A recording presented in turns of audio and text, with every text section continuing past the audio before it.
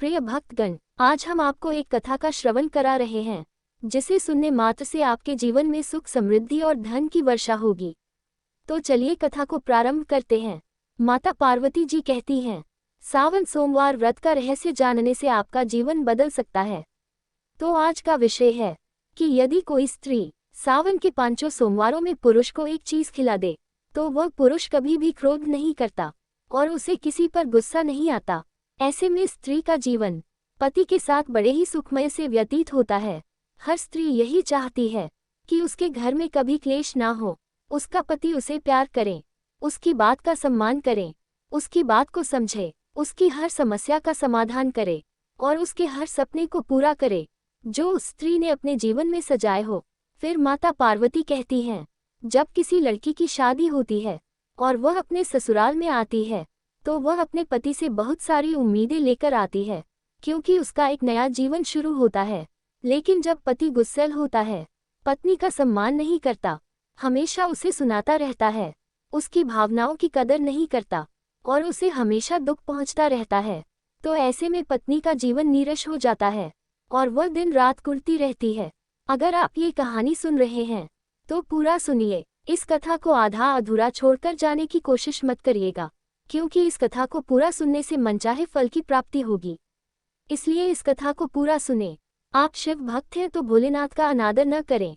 फिर एक बार माता पार्वती जी ने भगवान शिव से पूछा, प्रभु, मैंने देखा है कि कुछ पुरुष ऐसे होते हैं जो अपनी पत्नियों का सम्मान नहीं करते, हमेशा उनका अपमान करते रहते हैं और छोटी छोटी बातों को लेकर हमेशा नाराजगी जाहिर करते रहते हैं, जिससे पत्नी का सुख चैन पूरी तरह छिन जाता है। तो प्रभु, मैं ये जानना चाहती हूँ कि क्या कोई ऐसा उपाय नहीं है जिससे पुरुष का गुस्सा पूरी तरह से खत्म हो जाए और वह पत्नी का सम्मान करे, पत्नी को प्यार करे। तब भगवान शिव जी कहते हैं, पार्वती, मैं तुम्हें एक ऐसे उपाय के बारे में बताता हूँ। यदि कोई स्त्री सावन के 5 सोमवार अपने पति को एक चीज चुपचाप खिला देती है, तो उसका पति जीवन भर उसका सम्मान करता है और उसे प्यार करता है, उसे पर कभी गुस्सा नहीं करता और उसकी हर बात को महत्व देता है। फिर माता पार्वती कहती हैं, प्रभु, आखिरकार वह चीज कौन सी है जो पुरुष को खिलाने मात्र से उसका गुस्सा हमेशा के लिए छूमंतर हो जाता है और पत्नी के जीवन में खुशियां भर जाती हैं। फिर भगवान शिव कहते हैं, पार्वती, अब मैं तुम्हें उसे चीज के बारे में बताने से पहले एक छोटी सी कहानी सुनाता हूँ।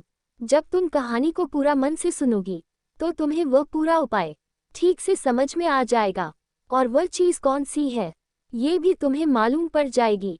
फिर माता पार्वती कहती हैं, ठीक है प्रभु, आप कहानी सुनाना प्रारंभ करें, मैं इसे पूरे मन से सुनूंगी। फिर भगवान शिव कहते हैं, तो ये कहानी शुरू करते हैं। हे पार्वती, ये बहुत पुरानी बात है। एक नगर में एक राजकुमार रहता था। वह किसी ऐसी लड़की से शादी करना चाहता था जिसके सेब जैसे लाल गाल हो, सेब के बीज जैसी कत्थई आंखें हो, सेब के रंग जैसा मीठा स्वभाव हो।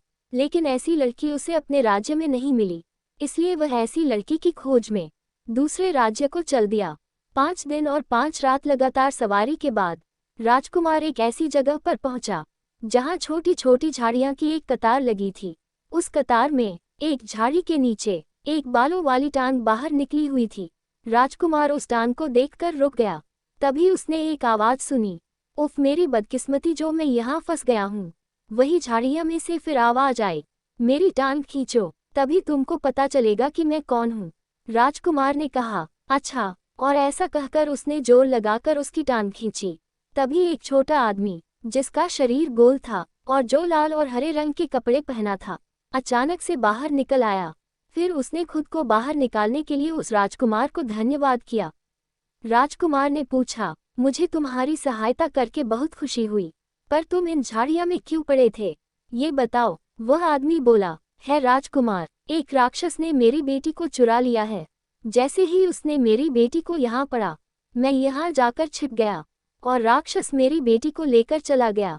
राजकुमार ने पूछा, तो क्या वह तुम्हारी बेटी को यहाँ से उठा कर ले गया है? आदमी ने कहा, हाँ, उसने उसे एक अंगुली और अंगूठी के बीच में दबाया और उड़ गया। मैं तो बिल्कुल स्तब्ध हो गया और सांस भी नहीं ले सका। राजकुमार बोला, ये तो बहुत बुरा हुआ, वह तुम्हारी बेटी को किसी और लेकर गया। आदमी ने कहा, हे राजकुमार, वह राक्षस मेरी बेटी को खाई के उस पर बने दरवाजे के पीछे लेकर गया है। फिर भगवान शिव ने पार्वती से कहा। वही जैसे ही उस आदमी ने राजकुमार को सारी बात बताई, तो राजकुमार ने कहा, खाई के उस पास बने दरवाजे के पार यदि तुम्हारी बेटी को वह राक्षस लेकर गया है तो तुम चिंता मत करो, मैं तुरंत ही जाता हूँ और तुम्हारी बेटी को लेकर आता हूँ। मगर एक बात बताओ, तुम्हारी बेटी देखने में कैसी है? यदि मुझे यह मालूम पड़ जाएगा कि तुम्हारी बेटी कैसी दिखती है तो मुझे पहचानने में आसानी होगी और मैं तुम्हारी बेटी को वापस ला सकूंगा। राजकुमार की बात सुनकर वह आदमी कहने लगा, है राजकुमार, मेरी बेटी के गाल सेब जैसे लाल हैं, आंखें सेब के बीज जैसी कत्थई हैं और उसकी मुस्कान सेब के रस के जैसी मीठी है। फिर भगवान शिव ने पार्वती से कहा, इधर राजकुमार को भी ऐसी ही लड़की की खोज थी। फिर तो राजकुमार उसे आदमी की बात सुनते ही रुका नहीं और कहने लगा, अब तुम चिंता मत करो, मुझे भी ऐसी ही लड़की की तलाश थी। इस प्रकार राजकुमार तुरंत ही अपने घोड़े पर सवार हो गया और उस लड़की की खोज में दौड़ पड़ा। चलते चलते राजकुमार दूर जंगल में निकल गया, मगर रक्षा का ठिकाना नहीं ढूंढ सका। फिर वह परेशान होकर एक सरोवर के किनारे सोच विचार में बैठ गया। तभी संयोग से घूमते घूमते उसी सरोवर के किनारे एक साधु आ जाते हैं, जो विष्णु भगवान के उपासक थे। जब साधु ने राजकुमार को बहुत ज्यादा चिंता में देखा तो उन्होंने पूछा, क्या बात है राजकुमार, इतनी चिंता में क्यों हो? आखिरकार क्या समस्या है? साधु की बात सुनकर राजकुमार ने बताया, महाराज, एक राक्षस यहाँ कहीं जंगल में रहता है और वह एक लड़की को उठाकर अपने साथ ले गया है। मुझे वहां तक पहुंचना है, मगर मैं कैसे पहुंचूं? मैं उसका ठिकाना ढूंढ ढूंढ कर परेशान हो गया हूँ, लेकिन मुझे राक्षस का ठिकाना नहीं मिला। इसलिए मैं सोच विचार में बैठा हूँ कि मुझे क्या करना चाहिए। फिर भगवान शिव कहते हैं, है पार्वती, इस प्रकार राजकुमार की बात सुनकर साधु ने दिव्य दृष्टि से देखा कि वो राक्षस का ठिकाना कहाँ पर है। साधु ने राजकुमार को देखकर कहा, राजकुमार, मैं तुम्हें उस राक्षस का ठिकाना बताता हूँ, लेकिन एक बात ध्यान रखना, जब तुम राक्षस के पास जाओगे तो तुम्हें कई समस्याओं का सामना करना पड़ेगा। अब मैं तुम्हें बताता हूँ कि तुम्हें किन समस्याओं से गुजरना पड़ेगा। जब तुम राक्षस के ठिकाने पर पहुँचोगे तो सबसे पहले तुम्हें एक गुस्सैल कुत्ता मिलेगा, लेकिन ध्यान रहे, वह असल में कुत्ता नहीं बल्कि एक राक्षस है जो कुत्ते के रूप में पहरेदारी करता है। यदि कोई उस गुप्त स्थान पर घुसने की कोशिश करता है तो वह कुत्ता उस पर हमला कर देता है और उसे खत्म कर देता है। फिर जब तुम और आगे बढ़ोगे तो तुम्हें एक जादूगरनी मिलेगी।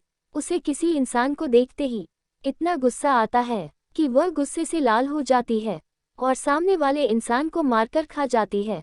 फिर जब तुम और आगे बढ़ोगे तो तुम्हें एक दरवाजा मिलेगा, लेकिन वह असल में एक दरवाजा नहीं बल्कि वह एक राक्षस है जो कि दरवाजे के रूप में पहरेदारी करता है और उसमें प्रवेश करने वाले इंसान को तुरंत ही खा जाता है राजकुमार, यदि तुम्हें इन तीनों के गुस्से से बचना है और उनका गुस्सा काबू में करना है तो तुम्हें अपने साथ एक विशेष चीज रख कर ले जानी होगी।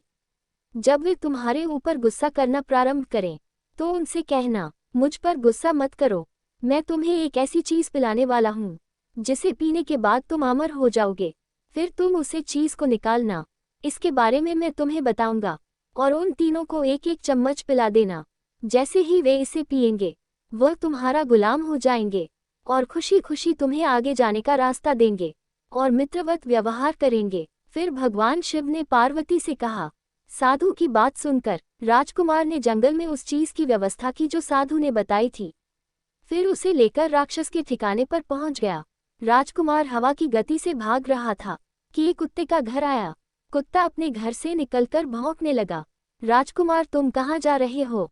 सावधान हो जाओ, अगर तुमने आगे जाने की कोशिश की तो मैं तुम्हें खा जाऊंगा।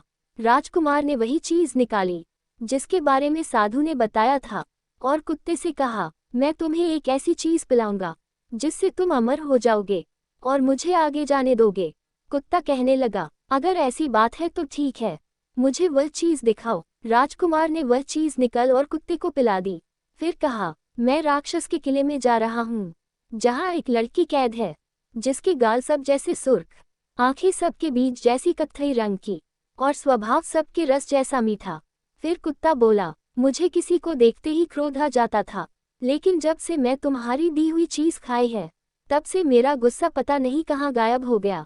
राजकुमार, तुम बहुत अच्छे हो, अब तुम आगे जा सकते हो। मैं तुम्हें कोई नुकसान नहीं पहुंचाऊंगा, मगर एक बात ध्यान रखना, यदि तुम्हें कहीं पर वह लड़की दिखाई ना दे, या वह लड़की तुम्हें कहीं पर ना मिले, तो तुम्हें वहां पर एक सेब दिखाई देगा। तुम उस सेब को अवश्य उठा लेना।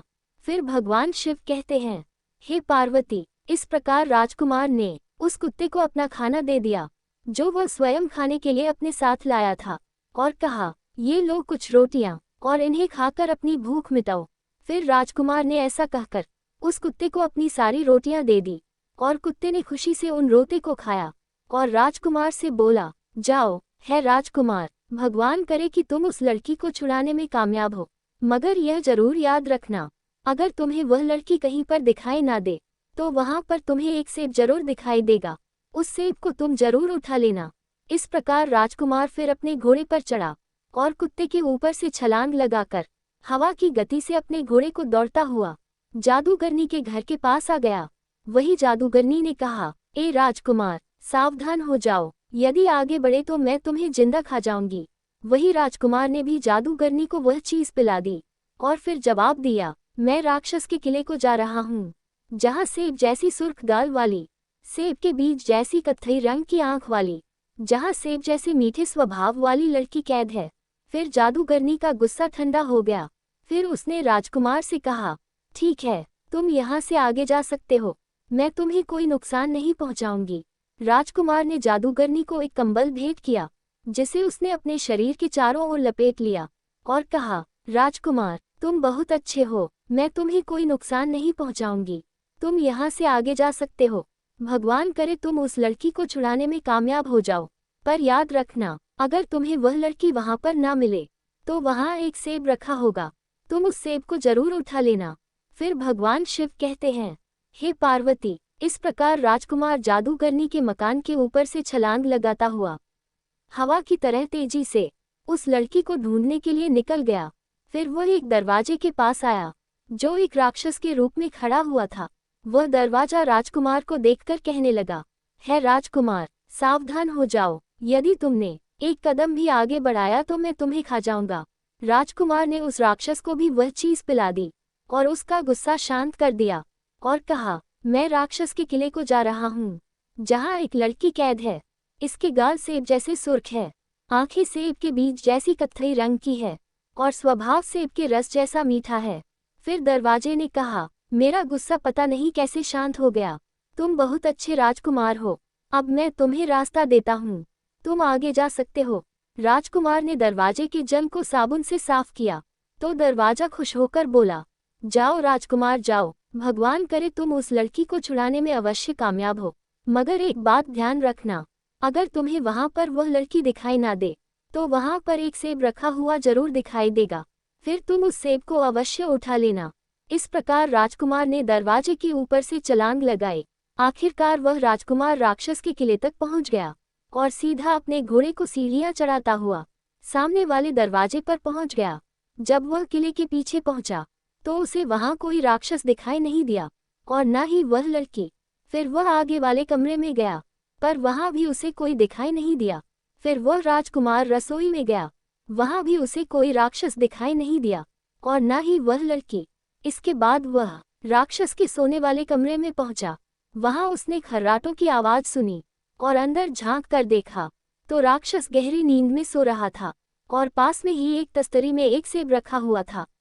तभी राजकुमार को याद आया कि सभी ने उससे क्या कहा था, अगर तुम्हें वह लड़की वहां दिखाई ना दे, तो तुम्हें वहां पर एक सेब रखा हुआ जरूर दिखाई देगा, जिसे तुम अवश्य उठा लेना।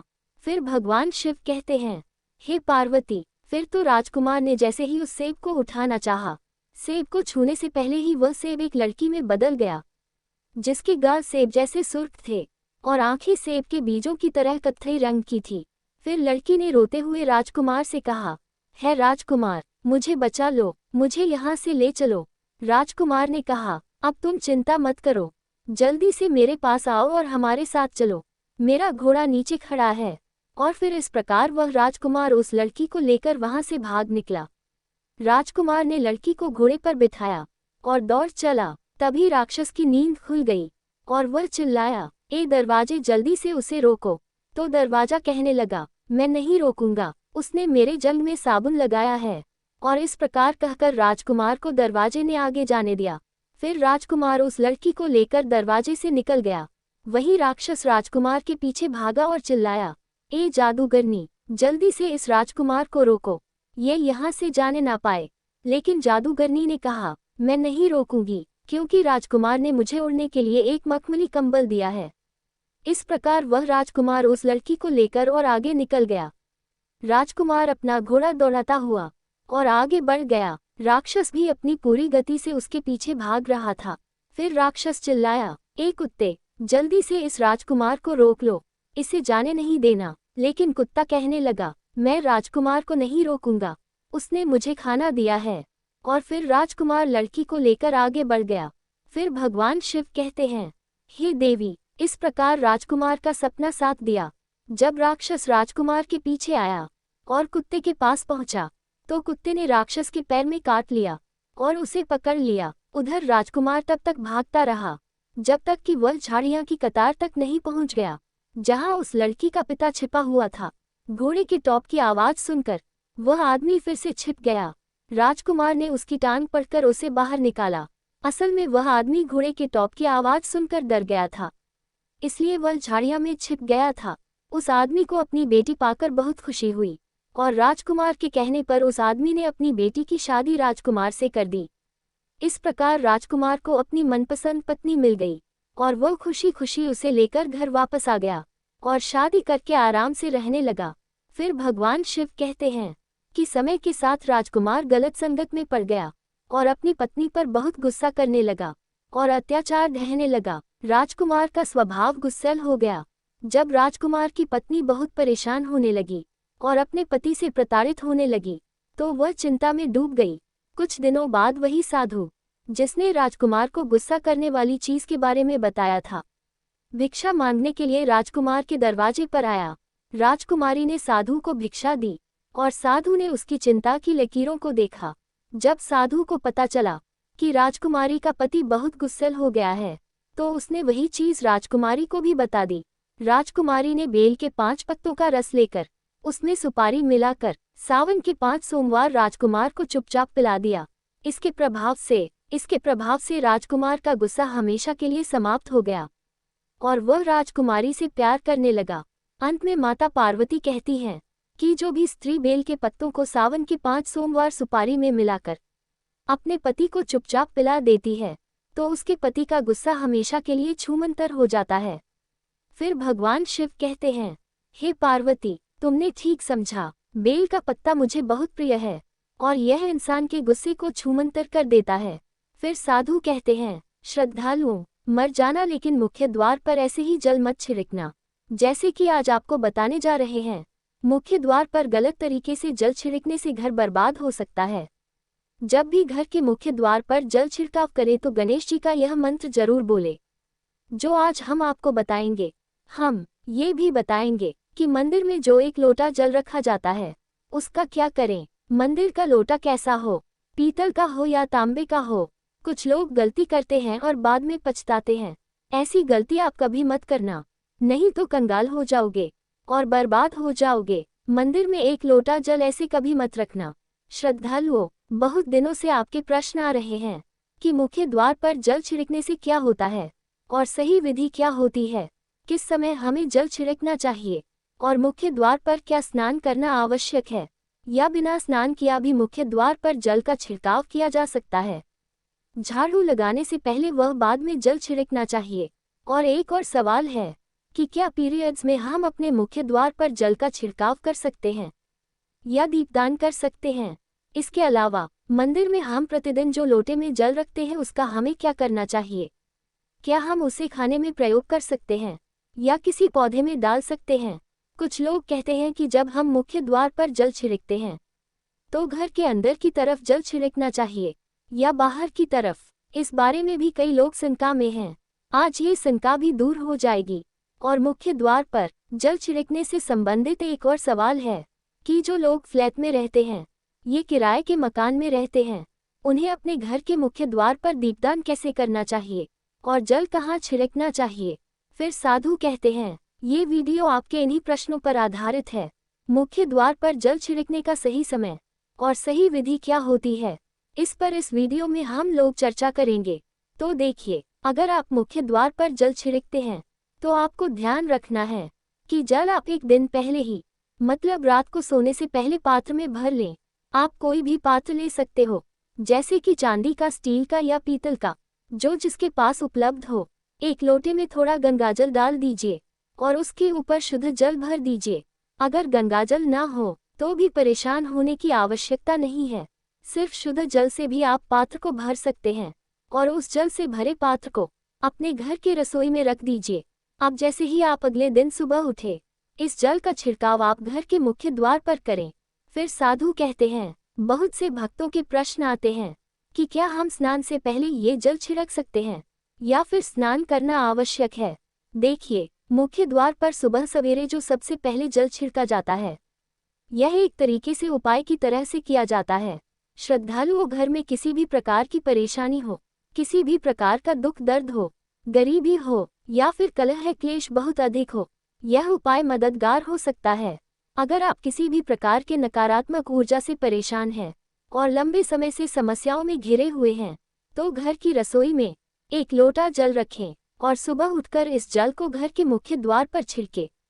इस जल के छिड़काव से आपके घर की सभी परेशानियां बहुत जल्दी समाप्त हो जाती हैं। इस उपाय को करने मात्र से आपके घर में सुख समृद्धि आती है, कलह क्लेश से मुक्ति मिलती है और बीमारियों से भी छुटकारा मिलता है। चाहे मानसिक परेशानी हो, शारीरिक परेशानी हो, आर्थिक तंगी हो, ये घर में कोई वास्तु दोष हो, इस उपाय से सभी समस्याओं का समाधान होता है। कई बार लोगों के बुरे दोषों का प्रभाव होता है, जिस घर में हमेशा परेशानियां बनी रहती हैं। इस उपाय से ग्रह दोषों का भी समापन हो जाता है, वास्तु दोष और पितृदोष भी समाप्त होते हैं। इसके अलावा अगर किसी ने कुछ तंत्र मंत्र कर दिया हो, ये बुरी नज़र का प्रभाव हो, तो इस उपाय से वह सारी परेशानियां कुछ दिनों में स्वतः ही समाप्त हो जाती हैं। यह उपाय हमारे शास्त्रों में वर्णित सबसे सरल और प्रभावी उपाय है। रात में रसोई में एक लोटा जल भर कर रखें और सुबह सूर्योदय से पहले इसे घर के मुख्य द्वार पर छिड़के। इसके बाद आप चाहे तो घर के मुख्य द्वार को शुद्ध जल से धो सकते हैं, लेकिन इस जल का छिड़काव सूर्योदय से पहले हो जाना चाहिए। अब श्रद्धालुओं, आपका अगला सवाल है कि क्या हमें स्नान करके इस जल का छिड़काव मुख्य द्वार पर करना चाहिए? ये बिना स्नान किए भी कर सकते हैं। देखिए, ये जो हम जल छिड़कते हैं, यह एक उपाय होता है। इसे हम स्नान करने के बाद नहीं करते हैं। सुबह जल्दी उठते हैं और सबसे पहले घर की रसोई में जाते हैं। उसके बाद उस जल को लेकर आप घर के मुख्य द्वार पर जाएंगे। मुख्य द्वार खोलकर, मतलब में गेट खोल दीजिए और उसके बाद मुख्य द्वार पर इसी जल का छिड़काव कीजिए।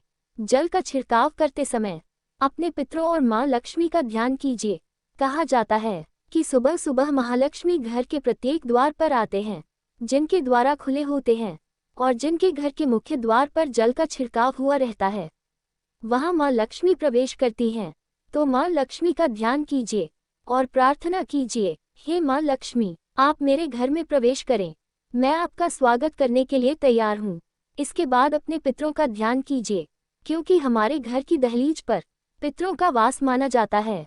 जब आप दहलीज पर जल के छींटे देते हैं तो आपके पितरी बहुत पसंद होते हैं और उनका आशीर्वाद भी आपको प्राप्त होता है। तो सुबह जल छिड़कने के लिए स्नान करने की आवश्यकता नहीं है, आप बिना स्नान किया भी यह कर सकते हैं। श्रद्धालुओं, अब आपके अगले प्रश्न का उत्तर देते हैं कि झाड़ू लगाने से पहले ये बाद में जल का छिड़काव करना चाहिए। यह मैंने पहले बताया था कि उठने के बाद सबसे पहला कार्य जल का छिड़काव करना है, उसके बाद आप झाड़ू लगा सकते हैं। जब हम सोकर उठते हैं तो सबसे पहले हम बिस्तर पर बैठे हुए ही अपनी दोनों हथेलियां को जोड़कर माँ लक्ष्मी और 5 देवताओं का ध्यान करें। माँ दुर्गा, भगवान शिव, भगवान विष्णु, गणेश जी और सूर्य देवता। हथेलियां को देखते हुए कारागृह वस्ते लक्ष्मी कर, मध्य सरस्वती कर, मूल्य तू ब्रह्मा प्रभाते कर दर्शनम मंत्र का उच्चारण करें। इसके बाद दोनों हाथ जोड़कर सभी देवी देवताओं को प्रणाम करें और धरती को छूकर प्रणाम करें। फिर पहले अपना दाहिना पांव धरती पर रखें। इसके बाद रसोई में जाकर जल लें और मुख्य द्वार पर जल का छिड़काव करें। माँ लक्ष्मी और अपने पितरों का ध्यान करें। फिर अपने घर में आकर बाकी के कार्य करें, जैसे झाड़ू लगाना और स्नान करना। अगर आप मुख्य द्वार की सफाई करना चाहते हैं तो पहले रसोई में रखा जल छिड़कें और फिर झाड़ू लगाकर पानी डालकर मुख्य द्वार की अच्छे से सफाई करें। कई लोगों ने पूछा है कि अगर हम फ्लैट या किराए के कमरे में रहते हैं तो जल का छिड़काव और दीपदान कहाँ करें और मुख्य द्वार किसे माने। देखिए, जहाँ आपका नाम प्लेट लगा है वही आपका मुख्य द्वार है। उसी स्थान पर दीपदान और जल का छिड़काव करें। अगर आपके पास एक ही कमरे का मकान है तो कमरे के दरवाजे पर ही जल छिड़के और दीपदान करें। मुख्य द्वार से जुड़े उपाय आप अपने दरवाजे के पास ही करें। कि पीरियड्स के दौरान घर के मुख्य द्वार पर जल का छिड़काव और दीपदान कर सकते हैं या नहीं। जल का छिड़काव पीरियड्स में भी कर सकते हैं, इसमें कोई समस्या नहीं है, लेकिन दीपदान कार्मिक पूजा में आता है, जिसे शुद्ध होकर ही करना चाहिए, मतलब पीरियड से समाप्त होने के बाद ही करें। मंदिर में जल रखना बहुत आवश्यक है, क्योंकि जल सभी प्रकार की ऊर्जा को अवशोषित करता है। पूजा पाठ और मंत्रों का जाप करते समय ये जल महत्वपूर्ण होता है, इसलिए घर के मंदिर में एक लोटा जल और दीपक प्रज्वलित करना चाहिए। यह अग्नि और जल का संतुलन बनाता है। देखिए, जब हम सुबह की पूजा करते हैं तो उस समय जल रखा जाता है। अगले दिन जब आप पूजा करने जाते हैं, स्नान आदि करने के बाद सबसे पहले उसे जल का उपयोग करें। आप उस जल का पूरे घर में छिड़काव करें। इससे आपके घर का शुद्धिकरण हो जाता है, क्योंकि वह जल बहुत ही सकारात्मक ऊर्जा से भरा होता है। इससे कई बीमारियां स्वतः ही दूर हो जाती हैं। इस जल का छिड़काव करने से किसी भी प्रकार की नकारात्मक ऊर्जा आपके घर में प्रवेश नहीं करती। अगर आप नियमित रूप से उस जल का छिड़काव करते हैं तो निश्चित ही आप परेशानियों से मुक्ति पा सकते हैं। इसके अलावा अगर घर में कोई बीमार है तो आप इस जल को उसे पीने के लिए दे सकते हैं। ये जल इतना शक्तिशाली होता है कि इसे पीने से बड़ी सी बड़ी बीमारियां भी धीरे धीरे सही होने लगते हैं। कई बार ऐसा होता है, लोग पूछते हैं कि हम दवाई तो ले रहे हैं लेकिन उसका कोई असर नहीं दिखता, इसलिए दवाई के साथ साथ मंदिर के जल को पीने के लिए दिया जाए तो दवाइयाँ बहुत अच्छी तरह से काम करने लगते हैं। अगर परिवार में बहुत अधिक कलह और क्लेश है, आपस में सामंजस्य नहीं बनता और हर बात पर मतभेद होता है, तो परिवार के सभी सदस्य इस जल को थोड़ा थोड़ा पीने लगे। धीरे धीरे विचारों में परिवर्तन आने लगता है, सकारात्मक विचार आने लगते हैं और आपस में समन्वय होने लगता है। घर से कलह, क्लेश और मतभेद हमेशा के लिए समाप्त हो जाते हैं। मंदिर में रखे हुए जल का अगला उपाय यह है कि अगर आप कोई दुकान या व्यापारिक स्थल चलाते हैं तो प्रतिदिन इस जल में से थोड़ा सा जल लेकर दुकान का व्यापारिक स्थल पर छिड़काव करें। इससे आपका काम बहुत अच्छा चलता है और किसी भी प्रकार की परेशानी नहीं आती। जैसा मैंने बताया कि यह जल बहुत पावरफुल और पॉजिटिव होता है। मंदिर में रखा एक लोटा जल पावरफुल और सकारात्मक ऊर्जा से भरा होता है। फिर साधु कहते हैं, आइए जानते हैं क्यों जल अमृत, मीठे फल, भोजन, अनाज से भी बढ़कर माना जाता है। देवी देवता आपसे दिए हुए इसी जल को ग्रहण करते हैं। मंदिर में एक लोटा जल रखना उतना ही जरूरी है जितना आप सुबह, दोपहर और शाम को भोजन करते हैं। जब हम भगवान की पूजा करते हैं तो तांबे या पीतल के पात्र में एक लोटा जल अवश्य रखते हैं। ये जल सागर का प्रतीक होता है और यही सागर आपकी नया पार लगाता है। मंदिर में एक लोटा जल रखने का एक और कारण यह है कि जो लोग भगवान को रोज भोजन नहीं कर सकते, वे मंदिर में एक लोटा जल रखते हैं ताकि भगवान शिव उसे ग्रहण करें और यह जल प्रसाद के रूप में हो। हर दिन सुबह आप इसे प्रसाद समझकर ग्रहण कर सकते हैं, लेकिन ध्यान रहे, मंदिर में रखा लोटा जल कभी भी तुलसी में अर्पित नहीं करना चाहिए। इसके लिए आप अलग से तांबे के पात्र से तुलसी में जल अर्पित कर सकते हैं, क्योंकि यह जल सभी देवी देवता ग्रहण करते हैं, इसलिए तुलसी में डालना वर्जित है। अगर आपके घर में लड्डू गोपाल या राधा कृष्ण हैं और अगर आप उनके लिए एक लोटा जल अर्पित करते हैं तो आप अगले दिन वह जल सुबह तुलसी में चढ़ा सकते हैं। मंदिर में रखा एक लोटा जल अगली सुबह अपनी आंखें धोने के लिए भी उपयोग कर सकते हैं। इससे आंखों की रोशनी बढ़ती है और आंखों की बीमारियां दूर होती हैं। शास्त्रों के अनुसार जो लोग मंदिर में एक लोटा जल में ही रखते, उनके घर में अकाल पड़ जाता है, घर कंगाल हो जाता है, बर्बाद हो जाता है, परिवार में मुसीबतें आ जाती हैं और गरीबी का आगमन हो जाता है। आप चाहे तो एक लोटा जल में पुष्प आदि डालकर रख सकते हैं। ये बहुत ही शुभ माना जाता है। मंदिर में रखा जल और क्या क्या कर सकता है, आइए जानते हैं। तो इस जल का छिड़काव करने से कई समस्याएं खुद ब खुद दूर हो जाती हैं। जैसे अगर आपकी दुकान पर किसी की नज़र लगी है, बहुत से लोग पूछते हैं हमारे काम को किसी ने बांध दिया है, मतलब किसी की बुरी नज़र ऐसी लग गई है कि पहले तो दुकान बहुत अच्छी चलती थी, अब नहीं चल रही है। तो आप इस उपाय को आजमा सकते हैं।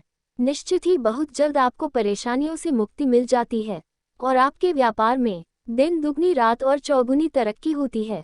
और हाँ, मंदिर में रखे हुए जल को आप अपने घर के रसोई में, खाना बनाने में, पीने में भी इस्तेमाल कर सकते हैं। लेकिन खाना बनाने में तभी इस्तेमाल करें जब आपके घर में बिल्कुल सात्विक भोजन बनता हो, मतलब अगर आपके घर में लहसुन प्याज बनता हो तो इस जल का प्रयोग खाना बनाने में नहीं किया जा सकता। फिर आप इस जल को अपने घर के सदस्यों को थोड़ा थोड़ा मिलकर ग्रहण कर सकते हैं और बचे हुए जल को अपने घर के पौधों में डाल सकते हैं। तो देखिए, ऐसा नहीं है कि मंदिर पर रखा हुआ जल बेकार होता है, किसी काम का नहीं होता है। इस जल के बहुत सारे उपयोग होते हैं और वैज्ञानिक तौर पर जब पानी और तांबे का मिलन होता है तब वह पानी अमृत हो जाता है। इस पानी को पीने के बाद, यानी कॉपर वाले पानी को, शरीर के लिए अत्यधिक गुणवान और बलवान माना जाता है। इसलिए आप ये जल पिए, लेकिन ये तांबे के लोटे में ही होना चाहिए। अगर हम सही तरीके से इसका प्रयोग करें तो अपने जीवन की बहुत सारी समस्याओं का समाधान मात्र इस एक लोटे जल से कर सकते हैं। ध्यान रखें कि मंत्रों से अभिमंत्रित जल बहुत महत्वपूर्ण और शक्तिशाली होता है। हमारे घर के मंदिर पर रखा हुआ जल देवताओं का आशीर्वाद होता है, क्योंकि वह पूरे समय देवताओं के पास रहता है।